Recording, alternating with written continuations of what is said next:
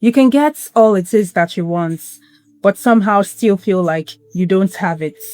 Not because it's not enough, but because something in you is structured to experience it as not enough. You call it scarcity mindset, poverty mindset, root chakra misalignment. I call it the lack frequency. You name it, you move on.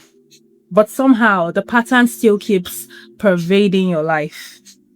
You change, you grow, you switch up your patterns. You're genuinely doing the work. But still, you find yourself coming back to the same place that you thought that you've escaped. So it's either you're not applying what you're being taught, or this pattern, this lack frequency goes deeper than you might think. Let's talk about it. When you say you have a poverty mindset or a lack frequency, you are describing something that sits beneath the level of your conscious thinking. It goes beyond merely just saying, I have a poverty mindset. I think I am poor. It is a vibrational signature that makes lack the natural, unforced output of a field that is organized around scarcity. The frequency precedes the thought. The thought is downstream from the frequency. Now, to understand what I'm talking about here, let's look at something I'm going to call the original split, the mythic origin of the frequency. Every serious metaphysical tradition documents a moment of original rupture. This is when unity divides. The divided, separated part experiences for the first time incompleteness, separation. In the Neoplatonic tradition, the soul descends from the one into multiplicity and loses in that descent direct access to its source. In Kabbalistic tradition, the Shevirat HaKelim happened when divine light, something so infinite, was trying to fit into finite vessels, causing those vessels to break apart, to explode, flinging divine fragments into the ethers, and each of those fragments, till this day, are still trying to find their way back to source. In the Vedantic account, Brahman, which is undivided, unlimited awareness, appears to contract into individual consciousness, jiva, and jiva forgets its own nature. In the Christian mystical tradition, the fall is not merely a moral one, it's an ontological one. The human loses immediate experience of divine ground, and they are cast into a situation where they have to experience limitation, hardship, time, separation. These are all traditions documenting the same insight, that there is a primordial awareness of wholeness, of belonging to something larger than yourself.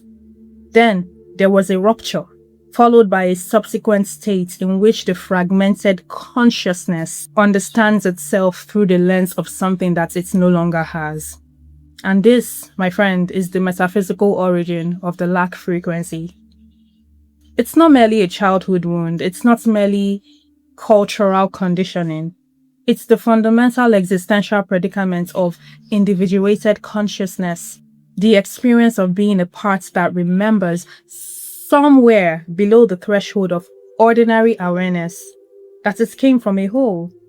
And this matters practically because it means that scarcity mindset is not a moral failing. The lack frequency is not a moral failing.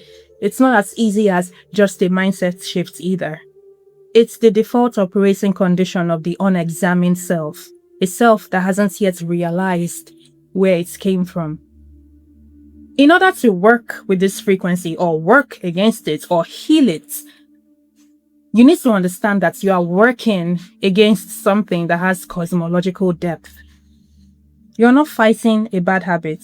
You are working to reverse an identification that runs to the very foundation of how the individual self understands its own experience. Now, the Vedic energy systems, specifically the root chakra, it offers something very useful here to understand the lack frequency. Not as a map of where it lives. I'm not saying the lack frequency lives at the base of your spine, but as a language for how it expresses through the human energy system or energy body. The expression of this lack frequency energetically is total. It's not just confined to the root chakra, but it announces itself most legibly at the roots. Not because it lives there, but because the root chakra is where the lack frequency violates the most. It violates your sense of belonging. It violates your sense of whether the ground beneath you can hold you. It violates your sense of having a tribe, your sense of enoughness. It gives you immense doubts to the question, am I allowed to be here? Am I allowed to exist? Is living permissible for me? The root chakra is the energetic seat of the question, am I allowed to even be alive? And when this chakra is functioning in alignment, that question is answered beneath the threshold of conscious awareness. The question isn't even asked. It doesn't even register as a question because it is so fundamental to a human being's existence that it has no charge. But when the question, am I allowed to exist, is unanswered in the form of a pervasive lack frequency, whether through ancestral patterning, early developmental rupture, cultural trauma, or just the original metaphysical split that individuated consciousness carries as its inheritance. That foundational question does not get answered below the threshold. It remains an open wound. It carries immense charge. Everything for that individual, for you, becomes a survival issue. This is the signature of the lack frequency at the root level, according to Vedic traditions. It's not just that you feel you don't have enough money, or enough love, or enough recognition, or enough safety. It's that everything, all of these things, money, recognition, love, all of that, it gets experienced through the lens of not enoughness, even when you have them. You are at the energetic level in a perpetual state of emergency about whether you're going to survive. And a being in a state of perpetual energetic emergency cannot receive, because reception requires openness. Openness requires safety. Safety requires groundedness.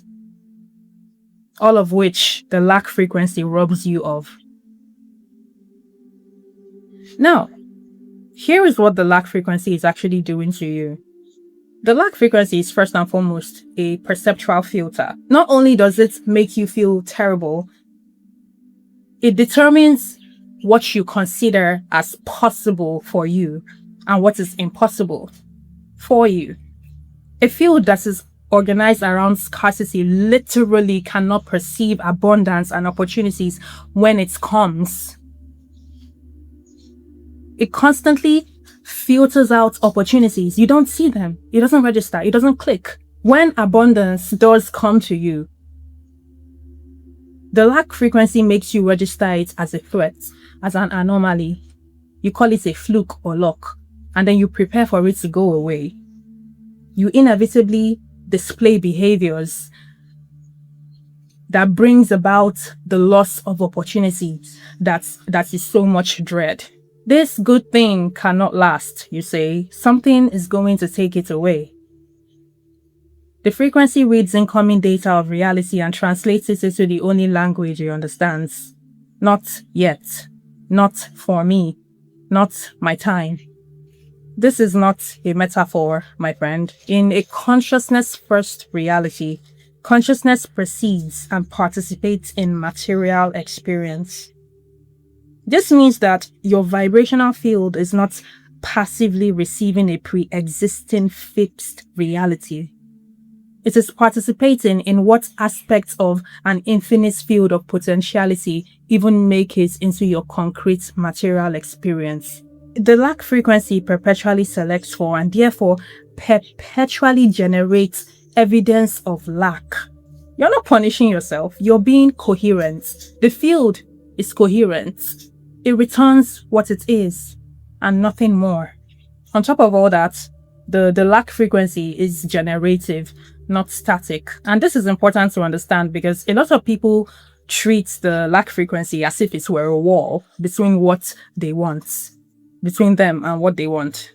But it's not a wall, it's an active creative force that continues producing evidence to confirm its own premise. It does not sit between you and what you want. It makes the world look a particular way, makes you move through it in particular patterns, makes some choices feel impossible and some others feel inevitable. And then when the expected scarcity arrives, it tells you, you see, I told you, you shouldn't have gotten your hopes up. The frequency is self-validating. It creates the conditions of its own proof. Lacan's objet petit a, which is an object that seems to promise fullness, but then when you approach this object, it reveals only another gap. This objet petit a has its own metaphysical equivalent. With the lack frequency, the current objects of desire is perpetually framed as a solution to the lack frequency. When I have enough money, I will feel safe and happy. When I find the right partner, I will feel loved and worthy. When I finally get that promotion or win that position, I will finally get the respect that I need from my peers. But the frequency is not produced by the absence of those things. Those things are absent because of the frequency. Achieving them from within the frequency doesn't disrupt the frequency. At best, it only thins it out just a bit. And then the frequency now reasserts itself even stronger as it finds a new object to pursue. You've seen this in every person who finally achieves a goal. And then they slowly dip into melancholy as the frequency reorganizes around a new object of desire. And the circuit continues because the circuit was never about the object of desire. The lack frequency also has a temporal structure that keeps it operational. What this means is that it lives simultaneously in the past and in the present. And this is its most devious mechanism because it makes the only place where the frequency could be interrupted, the present. It makes it impossible to inhabit, to notice. The frequency is anchored in the past through what might be called the original wound, which is the first time the foundational question, am I safe? Am I enough? Receive the resounding, energetic no. That moment, whether it be personal, ancestral, or collective, it becomes the reference point to which the frequency always returns. It's an open wound, the original tuning, and it projects forward into the future in anticipation of perceived lack. The wound says stability has never been experienced before, therefore stability cannot be experienced later. The present where safety and abundance and enoughness might actually be experienced gets skipped over entirely because the frequency is always referencing a past wound or anticipating a future threat. It's like being suspended in perpetual hell, constantly in a state of brace. The lack frequency reminds me of Eckhart Tolle's theory of the pain body.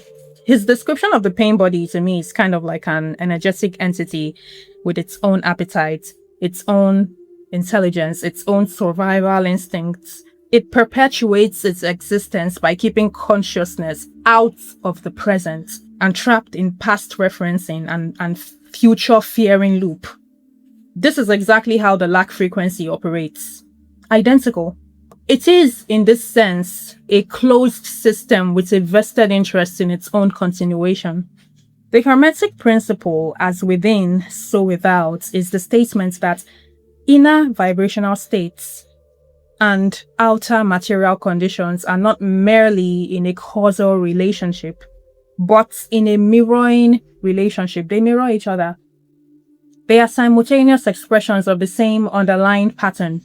The world you inhabit is not separate from the frequency that you run. It is the frequency's materialization into form. This is not idealism in the naive sense. It doesn't mean that once you start thinking happy thoughts, life becomes rainbows and sunshine. No. It just means that the totality of your energetic field, your thoughts, your beliefs, your emotional states, your nervous system's baseline setting, your body's posture and physiology, your attentional patterns. This totality interacts with reality in a way that consistently selects certain experiences and makes some completely unavailable to you.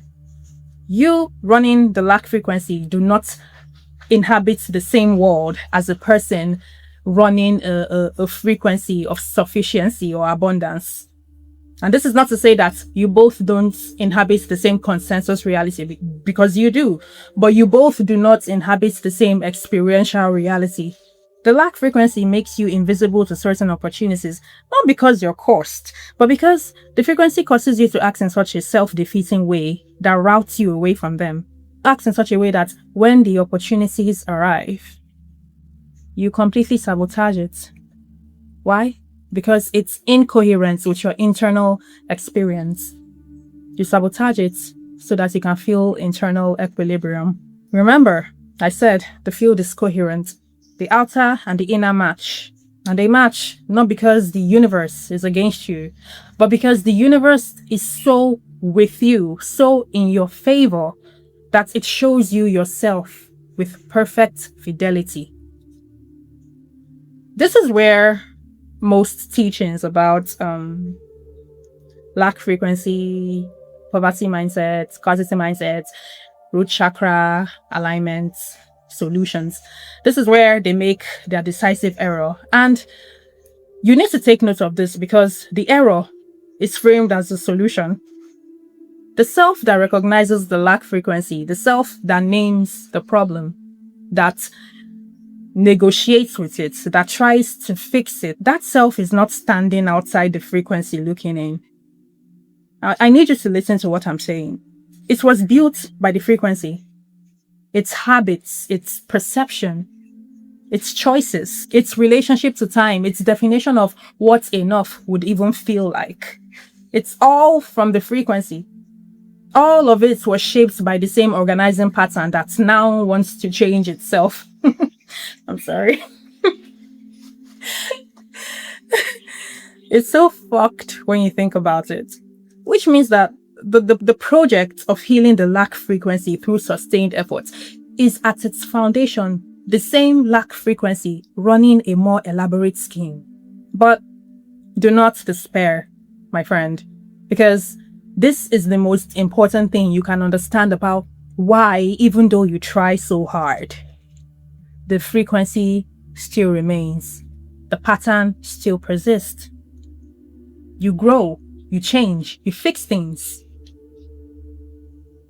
But nothing moves. Awareness of the pattern, while necessary, is not enough. Because awareness deployed as a tool by the same self that the frequency generated is still inside the loop. You cannot use the output of a frequency to disrupt the frequency that produced it. The instrument and the interference cannot be made from the same material.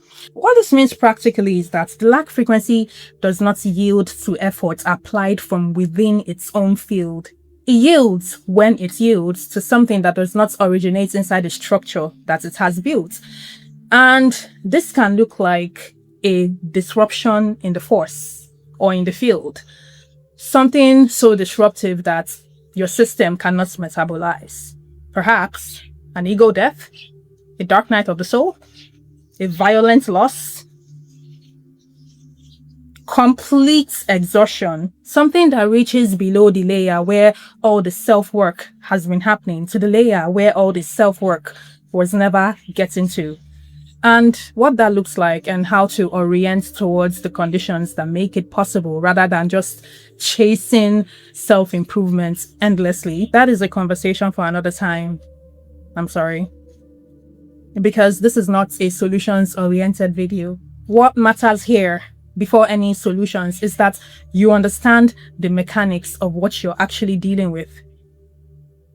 Because when it's spoken about in spiritual circles, it's spoken about in such a hand-wave way, change your mentality.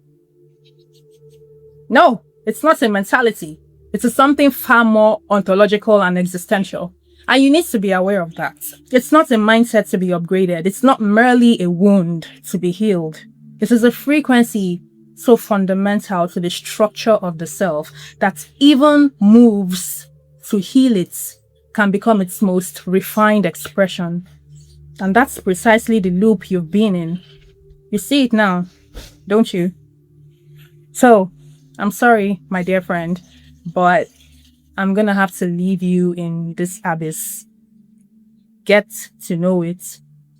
Sit in it with as little perceptual filter as you can manage. And when I return, I might come back with something that looks even remotely close to a solution. Knowing everything that I've said thus far is not nothing. As a matter of fact, knowing everything that I just told you might be the most important thing in this journey. So, until next time, see you on the other side.